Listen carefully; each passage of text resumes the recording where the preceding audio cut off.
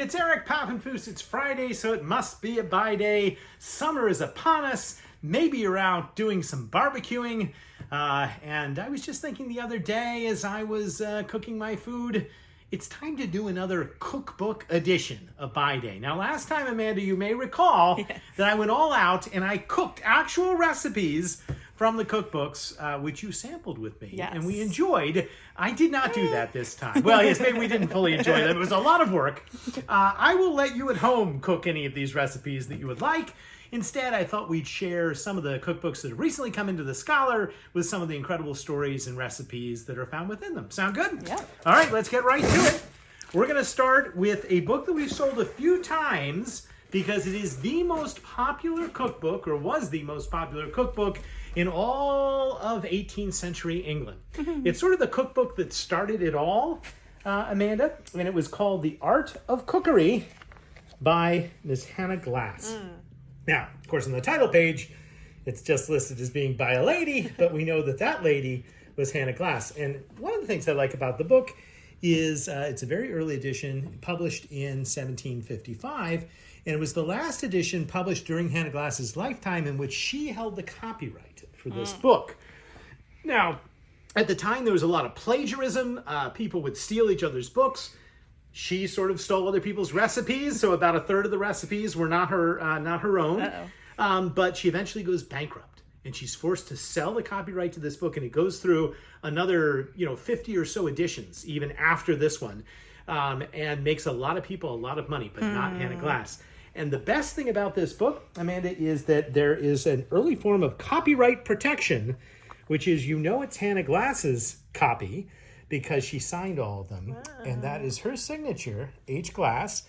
It's a real signature, and it was a means of saying that this is the genuine book, not one of those copy, infringement, not one of those other reprints that aren't really making any proceeds go to me. Now, Hannah Glass was not a trained professional cook, but she saw an opening for a British cookbook. It's the middle of the 18th century. She gathered a lot of things. One of the interesting things you're going to see is the British cookbooks really go out of their way to explain that they're not French cookbooks. And she goes on complaining about French recipes being too expensive, but also this is so British. She writes, I've not wrote in a high, polite style. I hope I shall be forgiven, for my intention is to instruct the lower sort. So, it's a book for the masses, but it's not really a book for everybody. And it's just got recipe after recipe after recipe, all very, very interesting. But we're going to move forward to perhaps the most exciting recipe that it contains. And it's exciting to me because I love curry. Do you like curry? Yeah. Oh, well, so this is considered the first ever curry recipe reproduced in an English cookbook. And it's called How to Make Curry in the Indian Way. And maybe you're reading, but if not, do you know what her secret ingredients to the curry recipe was? It wasn't the curry leaf, but it was pepper, ginger, and turmeric.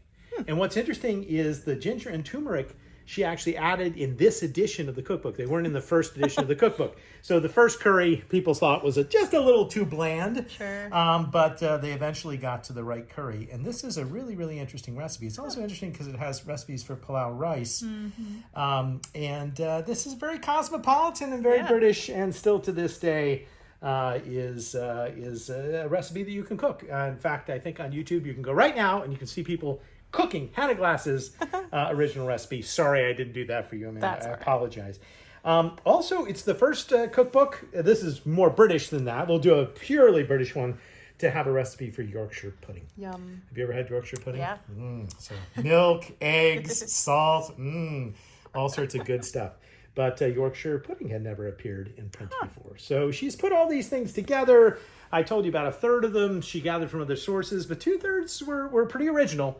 And that is exciting. Now, because it is the 18th century, Amanda, and because it's not just any cookbook, she had to add at the very end a couple special recipes. I love it. Great. Recipes for how you could avoid the plague. Yeah. And another for how you would soothe the bite of a mad dog. Oh, good. For whatever reason, there's always a recipe for how to deal with a mad dog in these British books. I'm not making it up.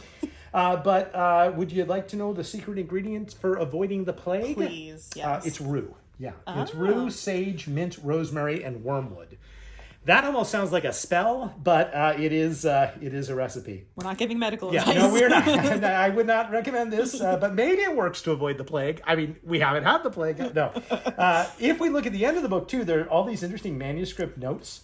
And do you remember a couple weeks ago when we were at the Mutter Museum, I mentioned something about how burn victims were very common in an age when people had to be closer to the hearth. Yes. And of course, this book ends with this amazing warning, which is, which must be in the daytime, not by candlelight, lest the subtlety of the mixture should catch in the flame as you are viewing it and occasion danger. Wow. So there's a lot of danger in preparing some of these recipes in the old 18th century hearth. So that's the cookbook that started it all. Hannah Glass with her own signature. One other British cookbook before we go to America, Amanda. And by the way, it's really hard to find cookbooks in good condition. I believe when you're looking at old books, these are books that were well used. Yeah. This is the Hannah Glass spine. It's actually in pretty darn good shape for being a used book. The board's detached. This is a little bit later in the 18th century, but somebody's redone the spine. You just can't find them unused because they were used.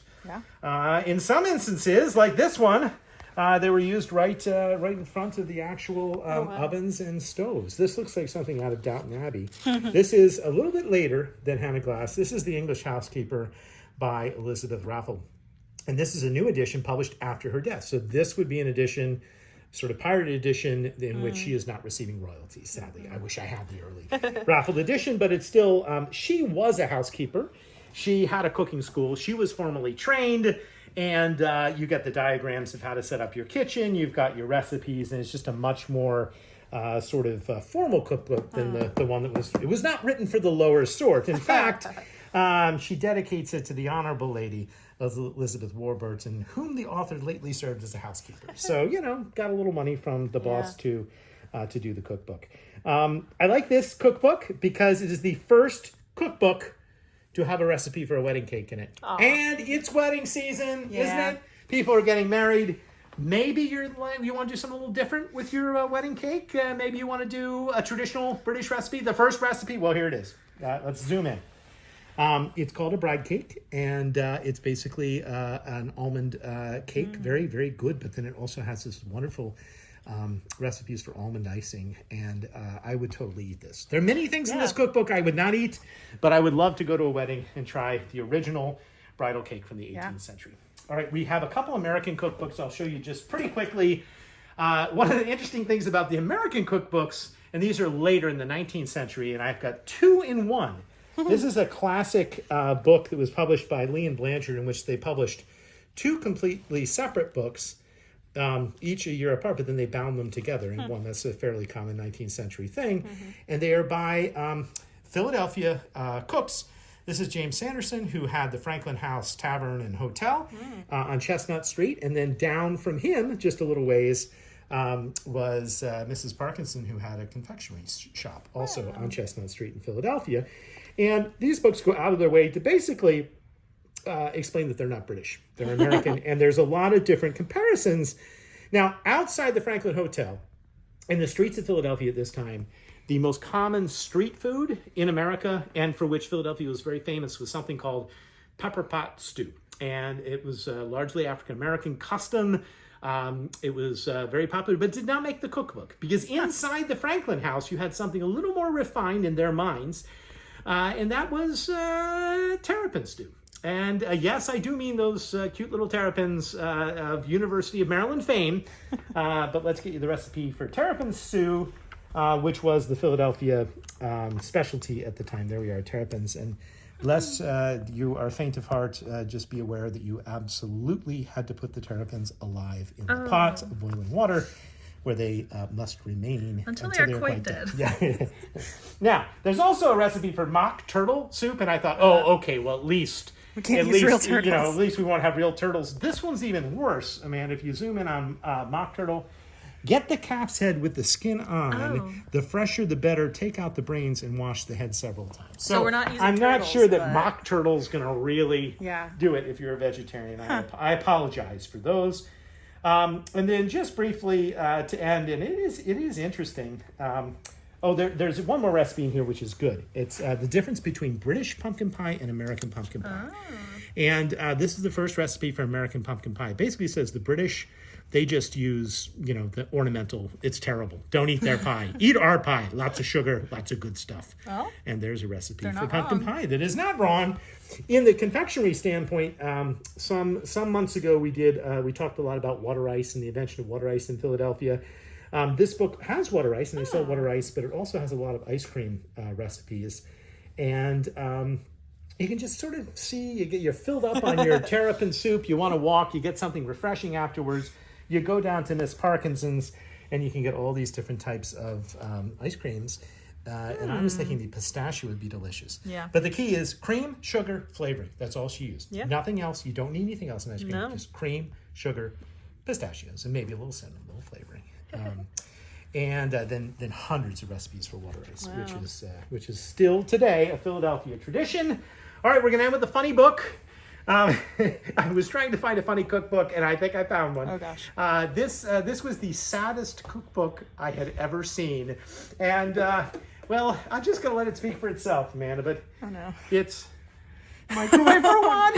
Oh, it's so sad. Yeah. And the author of Microwave for One, Sonia Allison, goes very, very hard out to Wow. try and do fancy dishes. Like, can you imagine cooking any of these things Malay style in the microwave? I don't think so. But Microwave for One are slightly sad. I hope you will invite others to your barbecue and have a plentiful, bountiful summer meal inspired by Buy Day. Well, thanks for watching. I hope you'll watch next Friday and every Friday at noon right here on Buy Day Friday for more adventures in the world of books.